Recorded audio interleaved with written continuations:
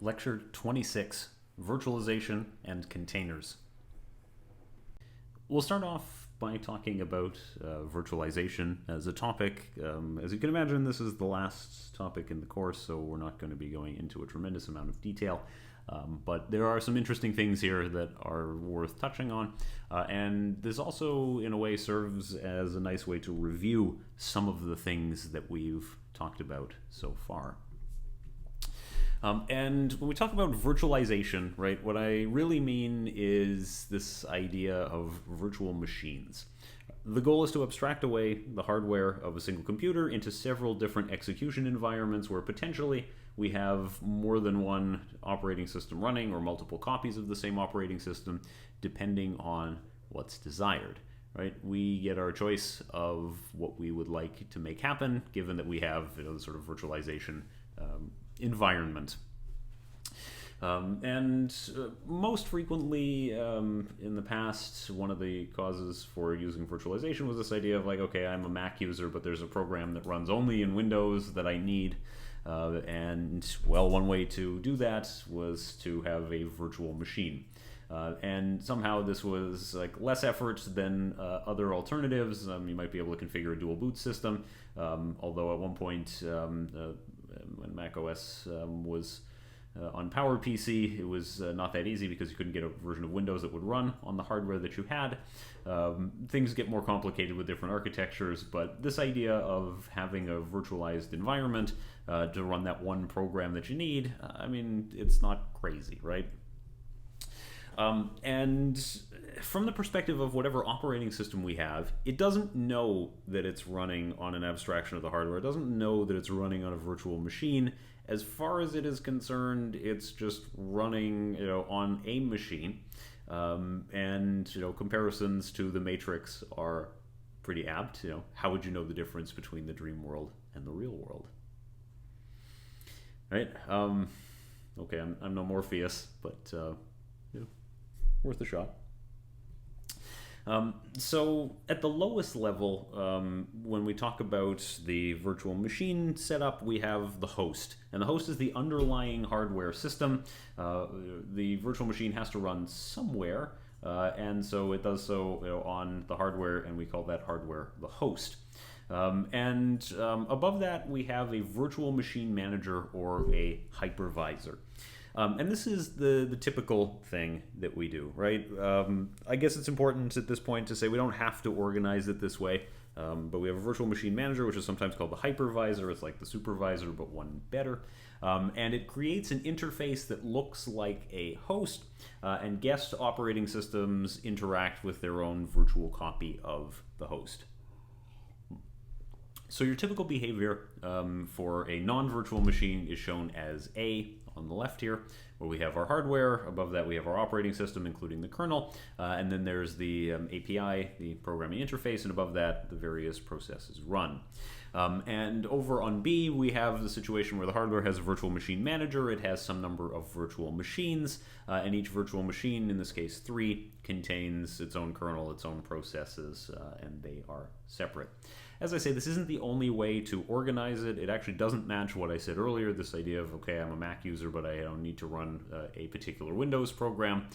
In that case, it would look more like A, with a smaller version of A inside the processes area. There is a virtual machine manager. I think at the time I used VMware.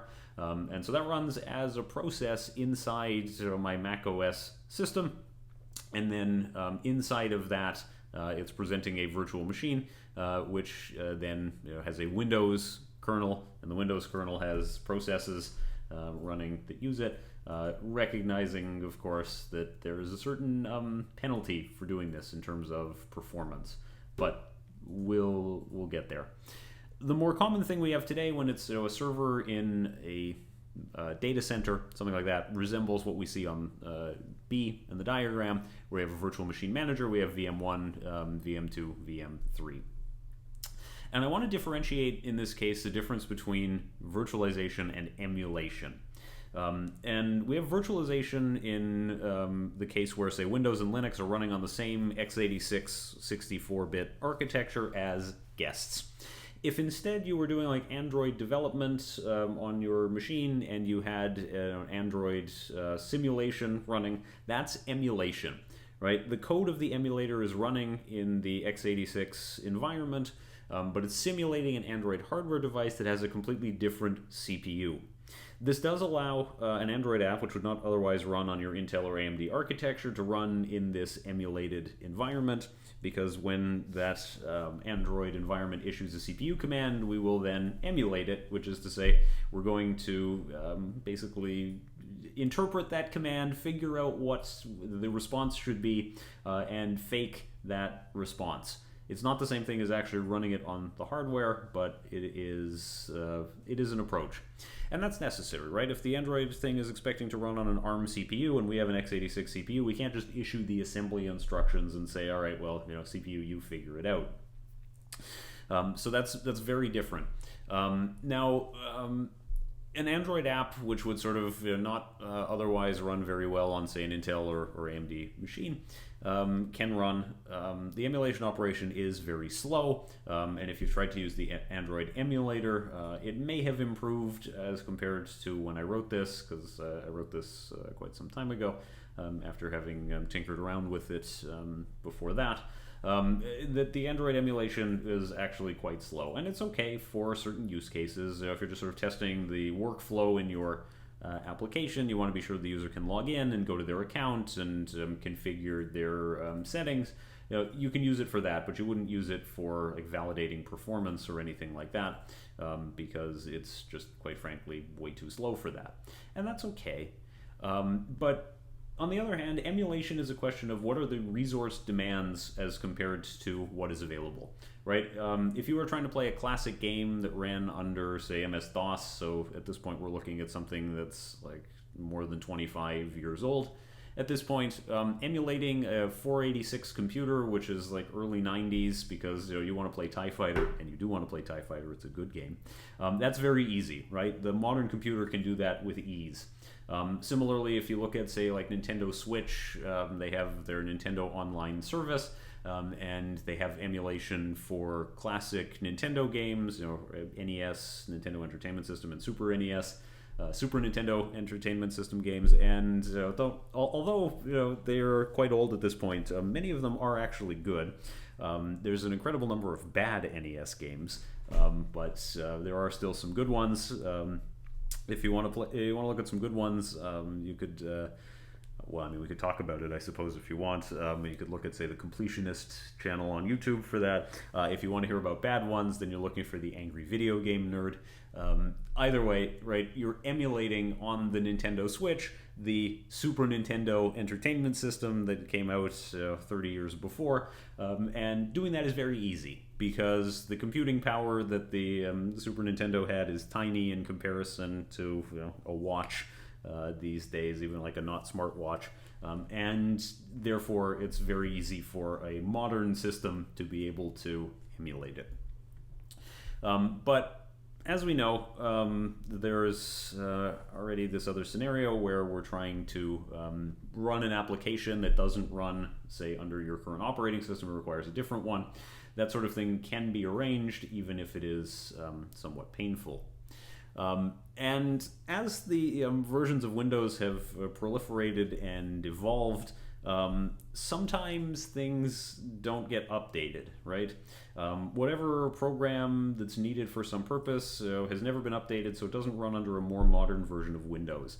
And we have this problem sometimes at the university where we've got some software that controls a hardware device, and the software has not been updated because it would cost thousands upon tens of thousands of dollars to pay for the upgrade cost to get the same functionality, but works under Windows 10, and that's frustrating, right? Why would we pay that? It doesn't seem like a good deal. And so, yeah, in the end, sometimes what we do is decide, actually, we're not going to do that. We're going to keep our Windows XP machine because that works. Now, for security reasons, the Windows XP machine is disconnected from the internet, so it's not vulnerable to being exploited. But that kind of thing does actually happen. Yeah, there's always a risk that sort of older programs are not updated, or they would stop working under newer versions of Windows, even though there do exist some run with backwards compatibility options that can help. They're not magic.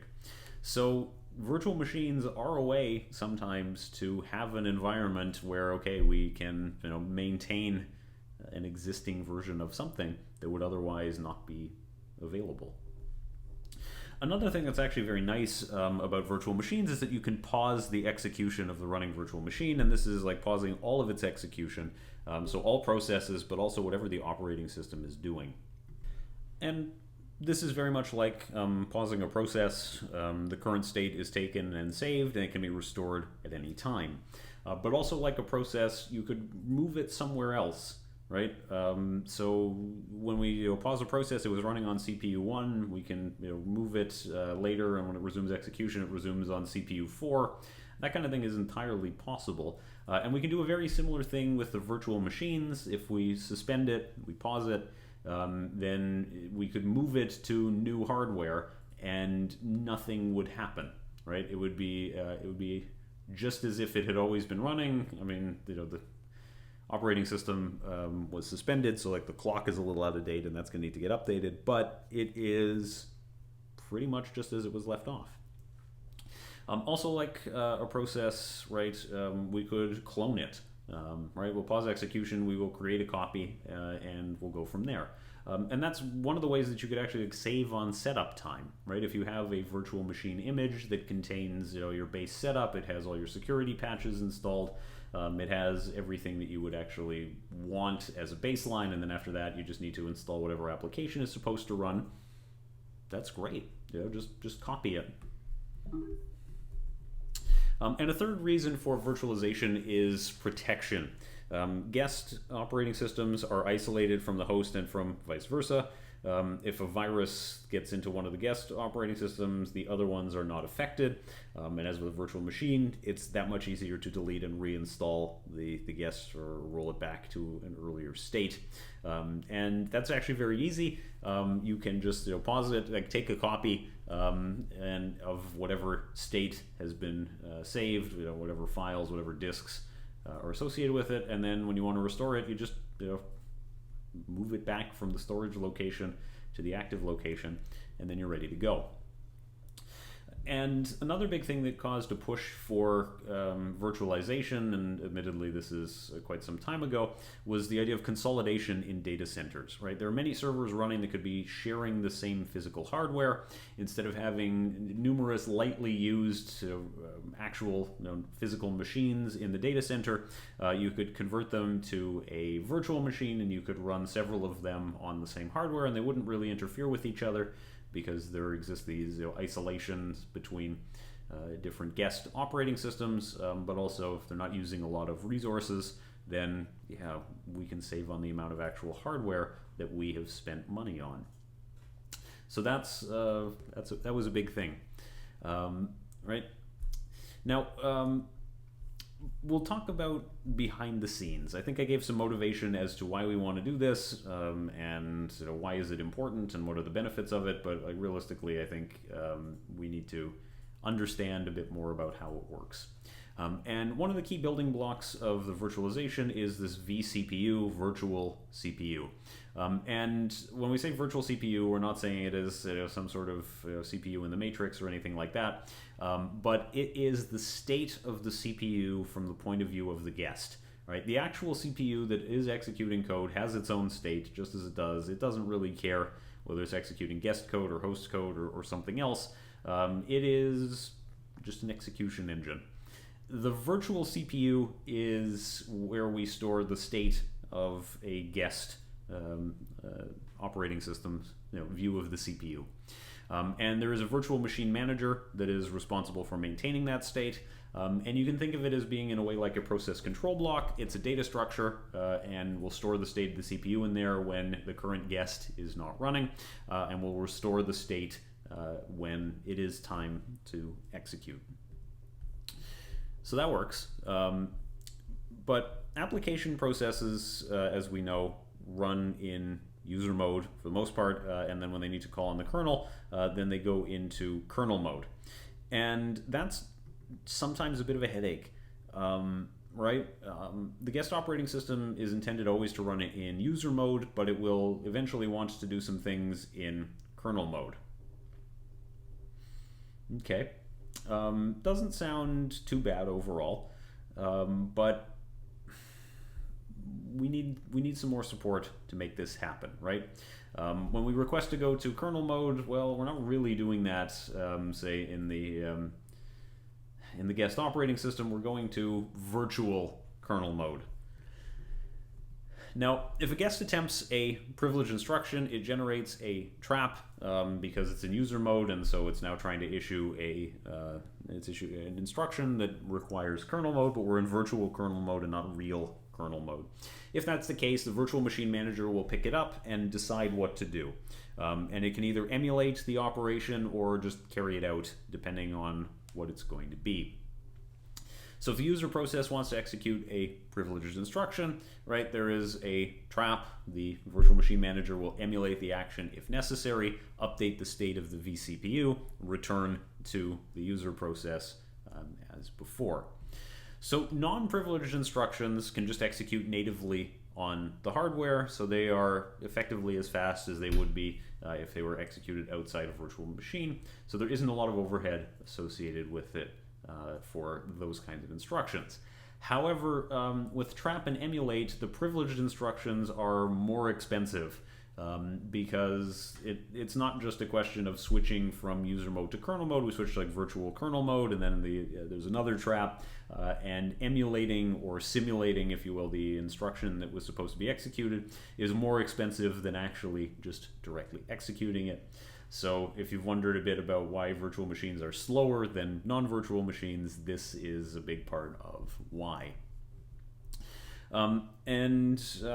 Yeah, with trap and emulate, there is this extra overhead. Hardware can assist with this, right? Hardware designers have been kind enough to offer this idea of sort of keeping track in hardware, the idea of virtual user and virtual kernel mode, which relieves some of the responsibility the virtual machine manager has of keeping track of all of those things. And so when we talked about the mode bit in earlier lectures, distinguishing between user mode and kernel mode, the truth of the matter is it's more complicated than that now. It's more than one bit because there are more possible states. Now, there is a catch. And one of the things that will make our life difficult is how do you know if something is a privileged or a non-privileged instruction? For some of the instruction sets that exist, that's pretty easy. There's a clear distinction between what is a privileged instruction and what is not. x86 is not one of those things.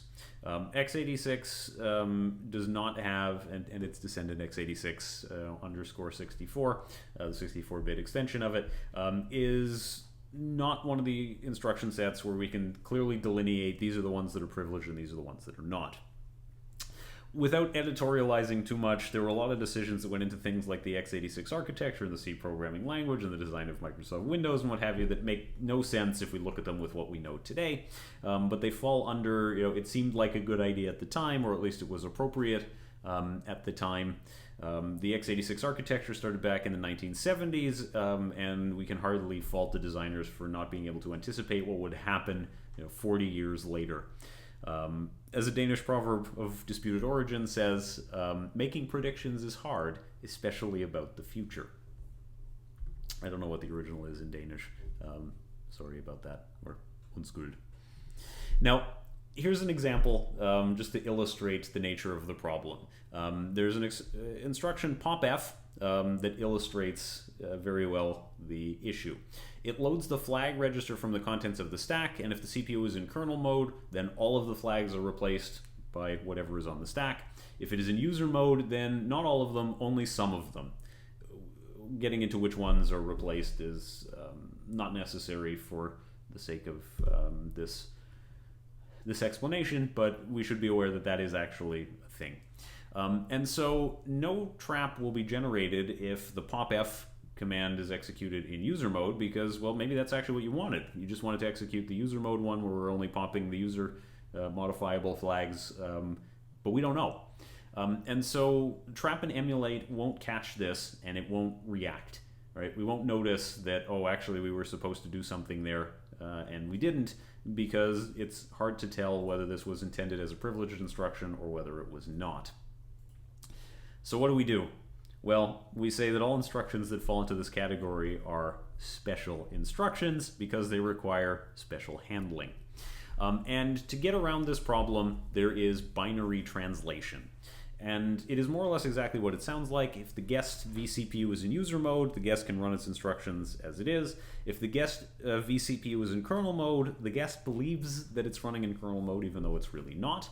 And if that's the case, the virtual machine manager is going to actually inspect every instruction before it actually gets sent to execute.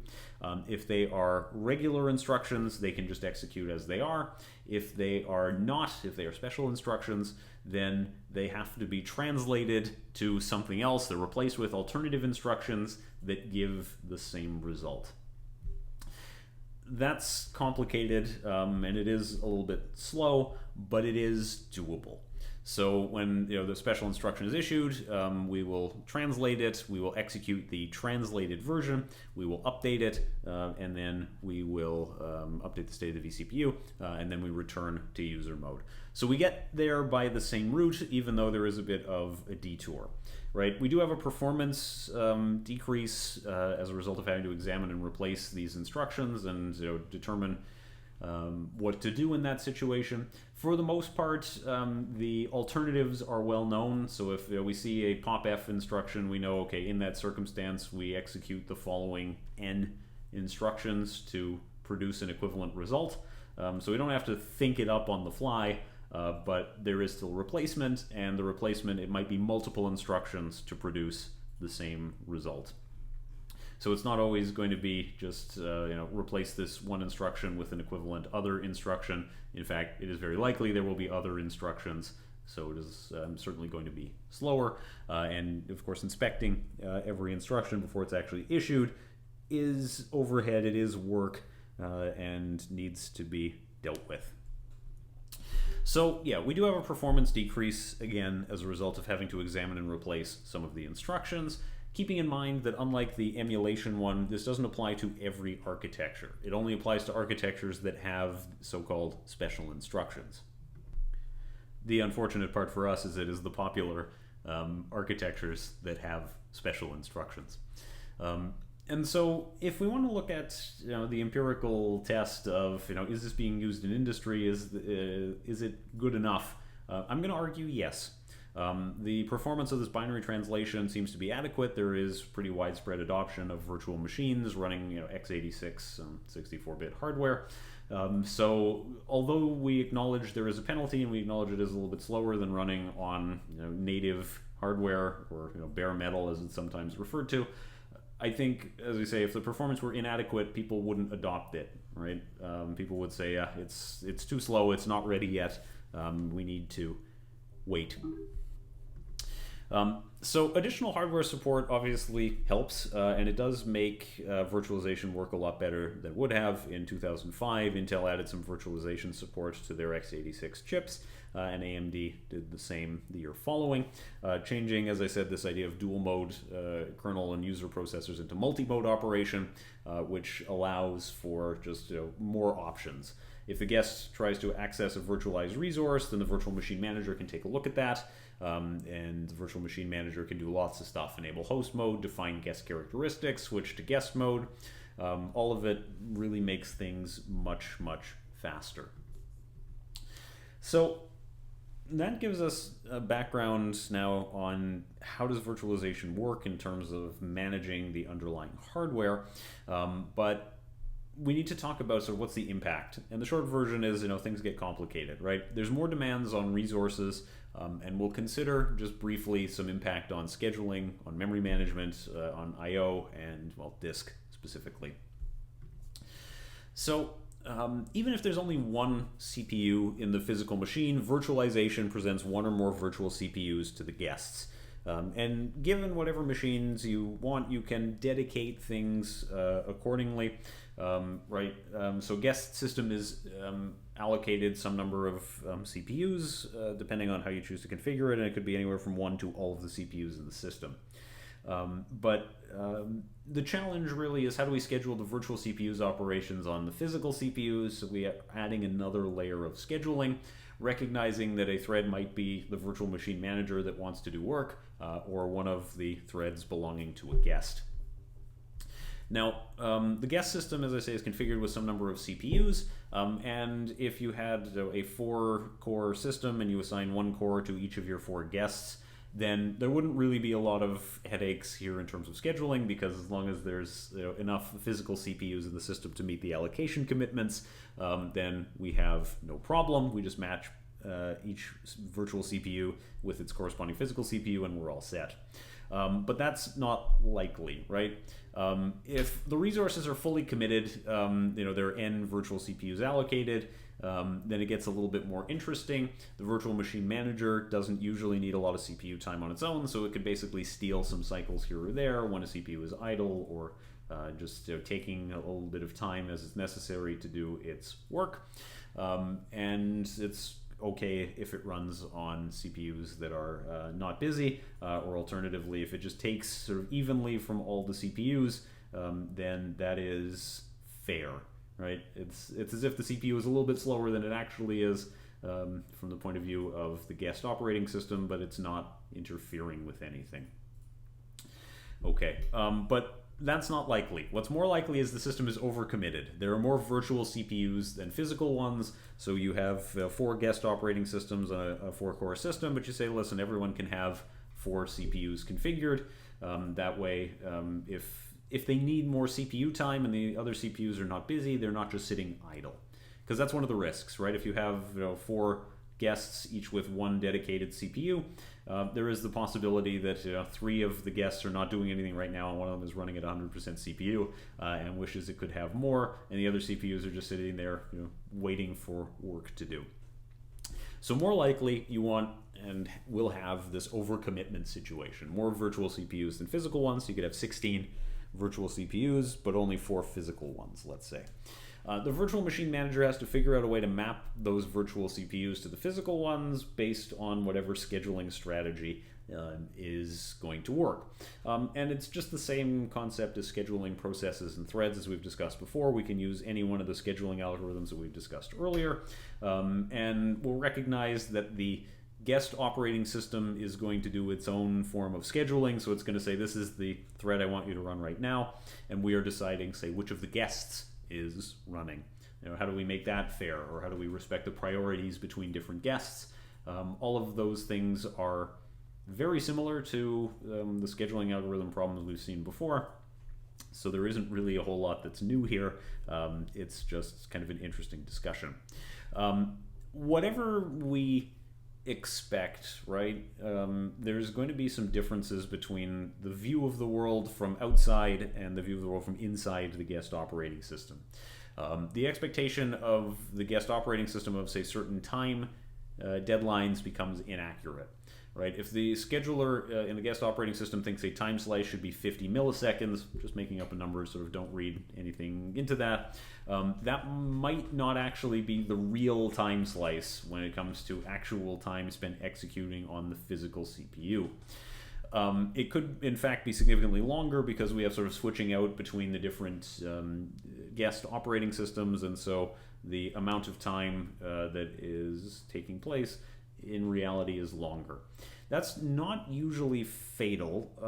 It can be a little bit frustrating to the users. It can cause the system clock to get out of whack, and one solution to that is like you install in the guest operating system a little utility that makes it easier for the virtual machine manager to effectively update the current time from the point of view of the guest operating system.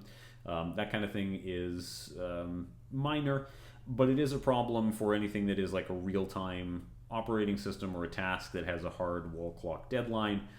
It is frustrating. So virtualization isn't always ideal for situations like that. It's not to say you can't use it. It's not to say that it's never going to work, but it imposes certain constraints, if you will, on our implementation and on what resources are committed to a guest operating system. We'll also talk about memory management. And virtualization, of course, makes the memory problem worse because, well, every guest operating system is taking up space in addition to the processes, right? The processes take up whatever memory they need to get their job done, and each operating system requires its own amount of memory, and so if you're multiplying that by 4, we are potentially looking at quite a lot of memory being given over to operating systems. The problem is, of course, similar to what we talked about with scheduling CPUs, in that you can choose like how much memory you want to issue a guest operating system, right? You can have, say, in your machine 32 gigabytes of RAM, but you can say, all right, guest operating system, you have 8 gigabytes to work with, and it will do so accordingly, and that prevents RAM from getting overcommitted. But of course, you don't have to do that. You can make each of them think they have as much RAM as is available. And the guest operating system, if you will, is unaware that it's a virtual machine, so it thinks it controls memory and page management and stuff like that. But in reality, the virtual machine manager is responsible for having a nested page table that retranslates the guest's page table to the real physical page table. The virtual machine manager can then do double paging, which is, it has its own page replacement strategy, and it tries to help out the guest. The problem with this is that the virtual machine manager doesn't really have much insight into what the guest is doing, and this can be quite inefficient because, yeah, we're guessing, and there's a lot of possibility that we're like guessing wrong, right? And similarly, like a lot of possibility that we disagree about what to do here. So that strategy is kind of inefficient.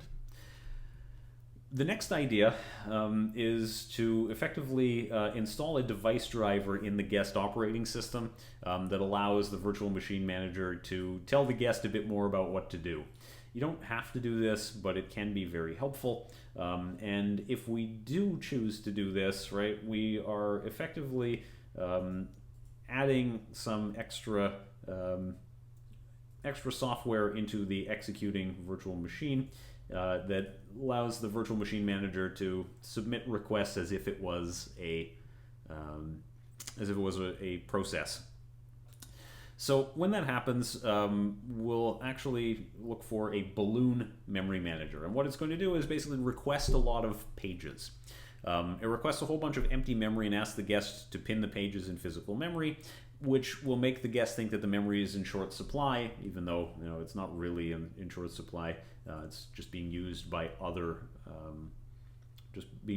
guests, and it makes the guest think that memory is in short supply, so we'll try to free up memory. The virtual machine knows that the actual memory that is requested is not real, and it can treat it as if it's empty, and that being the case, it does allow allocating that memory to other guests. And when memory pressure is lower, the balloon pages can be deallocated, allowing the guest to feel as if it has free memory. So it's kind of like putting pressure on the guest, memory pressure on the guest, to encourage the behavior that you want. Is it always going to work? Maybe. It's kind of interesting. Another idea is duplicate detection, and the idea behind that is to look and see if a particular page has been loaded into memory more than once. This is obviously much more likely if guests are identical, that is to say, you're running 2 copies of Windows 10 as your virtual operating system, or 2 copies of Ubuntu. If you have 1 copy of Windows and 1 copy of Ubuntu, it's very unlikely that there will be a lot of pages that are in common between them. But anything that we can do that would reduce the number of pages that are taken up by the operating systems is quite beneficial. It can be a very significant savings because, well, if you're running 10 copies of Ubuntu or something, there's going to be a lot of stuff that is very similar between them, if not exactly the same.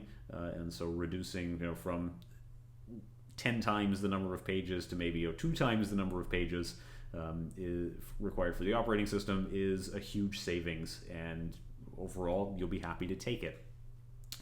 And a hash value is usually used to sort of get a quick assessment of whether 2 things are the same.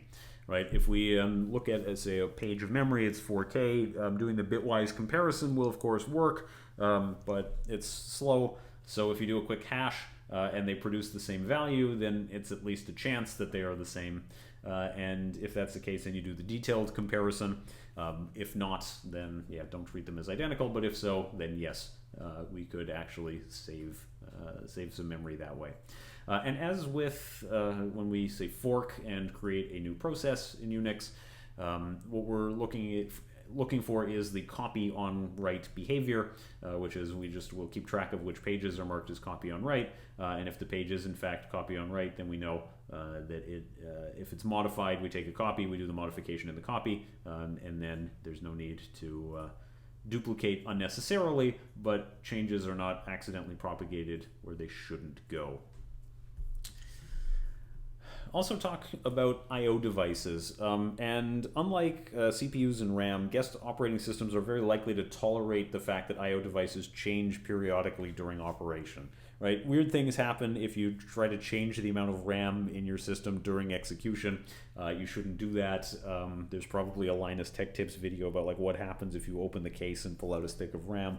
I haven't searched for it, but I'm sure that's the kind of thing they would do.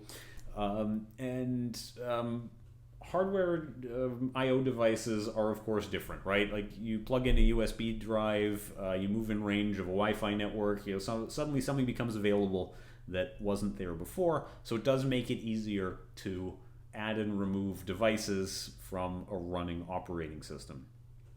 And the virtual machine manager, of course, gets some choice about how to allocate devices. Right. One way is to dedicate devices. So you connect a USB drive. You can say, okay, it's allocated to one guest in particular, and others don't see it. In other cases, like for network, let's say, the virtual machine manager provides a driver that's just translating commands from the guest operating system to the actual device commands. So that allows all of the guests to share, say, the same network connection. Does it work? Sure. And then, of course, there's disk. And a typical approach is to create a disk image, and the disk image contains all the contents of the root disk of the guest. And this is typically treated as one big file, although you can split it up to manageable sized chunks. And as far as the guest is concerned, it has full control over that whole disk. The guest is totally unaware that the disk is really just a file inside another system, and this does, of course, make it easy to move something from one virtual machine to another, or to another physical system if we wish. Okay, for all the talk about virtual machines and virtualization and what have you, there's been a trend away from it in recent times. And it's not to say that virtual machines serve no purpose, and there are still a lot of virtual machines out there. But what I actually want to talk about to close out this topic is containerization. And pictured here are a bunch of shipping containers. There's some interesting books about the rise of the shipping containers in sort of the post-World War II period, and how the dimensions of the shipping container dictate a lot of things about life, and how 90% of everything that you've ever had in your hands was at one time or another in a shipping container. It's just kind of how it works. So we'll talk about containerization. And to get there, I want to give you a little bit of background about it. Containerization gives us a lot of this advantage of virtual machines, but a key distinguishing factor here is without quite as much overhead. And so we'll talk about how we got here, and then we'll go into a bit more about it.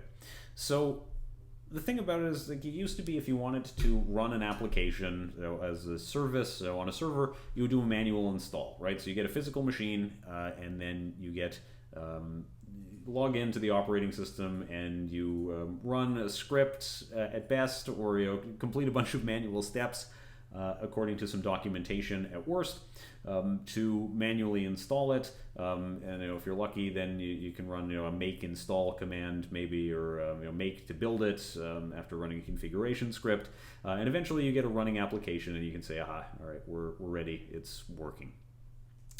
This obviously is error prone. It's possible for things to go wrong across different machines because they have different things installed, they have different libraries, you're missing some necessary library, some dependency. I almost said prerequisite. I've been spending too much time thinking about academic advisor things. You're missing something. So for that, one of the solutions that was offered was this idea of package management. And package managers are very useful in that they go out of their way to install the dependencies that you need, where you can say, all right, the dependency for our particular package is such and such XML parsing library, and then the package manager knows that. It's responsible for identifying the version of the package that you need, downloading it, installing it, and it really automates a lot of the work of finding the dependencies, installing them, configuring them, and then doing the same finally for your application. It's good, but it's not perfect. One of the problems that we face with this is listed there as RPM, jar, DLL hell, which is you can have different applications that require different versions of the same library, and those versions may be incompatible. If that's the case, it makes it very hard to actually run them on the same machine, and you can easily end up with a big headache. And sometimes the headache is at runtime, and sometimes you only find it out when you're actually trying to execute the code. Sometimes the problem is at least identifiable at compile time or install time, where it refuse to install the application because it cannot satisfy all the prerequisites that you want. And that's painful, but it can happen. And then we have virtual machines, and we've just spent a good amount of time talking about virtual machines, so I don't have to sort of repeat the whole idea behind them. But the idea of containerization would be to reduce the amount of overhead, right? To move from the virtual machine approach to saying, well, the container has some structure in it, it has some stuff going for it, but it's not as complicated as running an entire guest operating system. So let's look at the diagram for it. So on the left side of the diagram, we have our virtual machine, and on the right side of the diagram, we have the container thing. And so instead of having a separate guest operating system for everything, we have now a container engine, and the container engine provides the isolation guarantees between the different running applications. It makes it seem as if they're an operating system all by themselves, and allows them to have their own favorite versions of libraries without interfering with one another. And containers run using this container engine. The container engine calls to the underlying operating system as is necessary to make the various things happen. And so when the container is built, it's built according to a specification, and a specification file says what libraries, what operating system it's based on, what things are necessary to actually assemble the container correctly. And this can be non-trivial depending on what you want and depending on what you need, but it can also be very simple depending on what you're looking for. And so in this case, you can think of a container being deployed, it's sufficiently isolated, and it will share in read-only mode whatever it needs. And you can think of it as being a very lightweight virtual machine. It doesn't entirely replace a virtual machine because everything is running on the underlying operating system, so it's not quite the same as, I have a Windows program that I want to run under, say, Mac OS, and I can just make a container that contains the application that I need, but it does work for many different things that are going to run on the same operating system. So that's kind of the trend. It is a very efficient way of allowing virtualization, but we are limited by the fact that container applications can only run on hosts with the same operating system and the same virtualization features. It's okay. For a lot of what we need, we're running web services, and they were all going to run under, Ubuntu anyway, so why not? However, as I say, there's still a place in the world for having a virtual machine to run certain things that you need. All right, this closes out our somewhat lengthy discussion on the subject of virtualization. It does provide at least a little bit of an opportunity to sort of see where things are going and see what's new in the world of computing, and see how operating systems, as they currently run, are a little bit more complicated, at least some of the time, than just running directly on hardware.